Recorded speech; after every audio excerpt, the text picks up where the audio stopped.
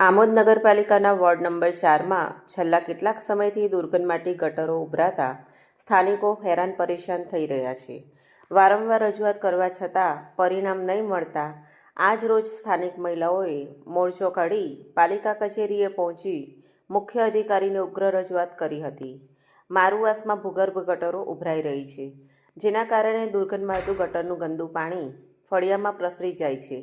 બાળકો પર રમતા હોય રોગચાળો ફેલાવાની દહેશત વચ્ચે સ્થાનિક મહિલાઓનો પાલિકા કચેરી સામે રોષ ફાટી નીકળ્યો હતો.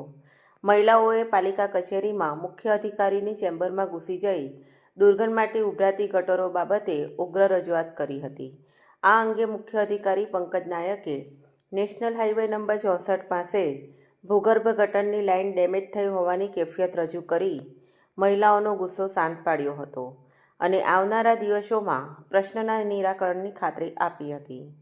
અલ્માશ બાદશાહ, TPN ચેનલ, આમોદ.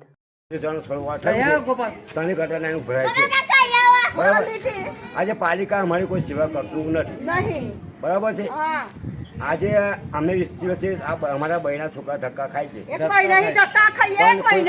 આ સિવાય કોઈ અમને દેતું નથી.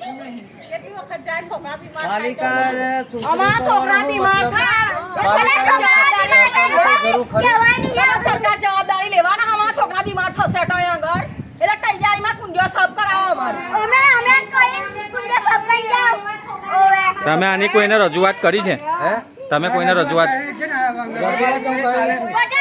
નગરપાલિકામાં રજૂઆત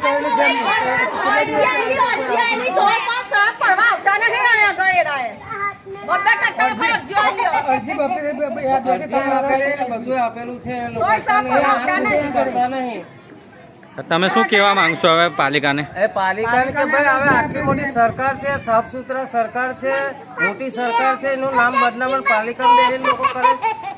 સરકારને બદનામણ કરવા હાલ બેઠા તમે. હું આપને જણાવું છું કે અત્યારે જે મહિલા મંડળ જે અત્યારે જે અમારી ઓફિસમાં આમોદ નગરપાલિકા ખાતે આવેલ એ બાબતમાં આપને જણાવું કે GUDC અંતર્ગત અંદાજે ₹6.5 કરોડ રૂપિયાનું મિસિંગ લિંકનું ભૂગર્ભ ડ્રેનેજનું કામ ચાલુ છે. અને અત્યારે વરસાદ અને જે ભરૂચ દહેજ વચ્ચેનું જે ટ્રાફિક છે એ વાયા આમોદ સરભાણ થઈને કરજણવાળા રોડ પર ડાયવર્ટ કરવામાં આવેલ છે.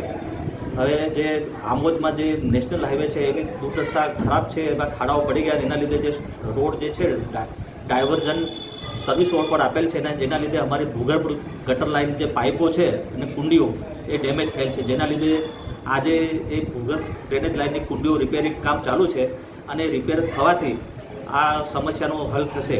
અંદાજે 6-7 દિવસે વરસાદના કારણે આ રિપેર થઈ શકેલ નહોતું. તેમ છતાં આજે ચાલુ વરસાદમાં બી અત્યારે અમારું કામ ચાલુ છે અને જે રિપેર થઈ જતી આમોદ શહેરમાં જે ભૂગર્ભ ડ્રેનેજની જે પ્રોબ્લેમ છે એ દૂર થઈ જશે.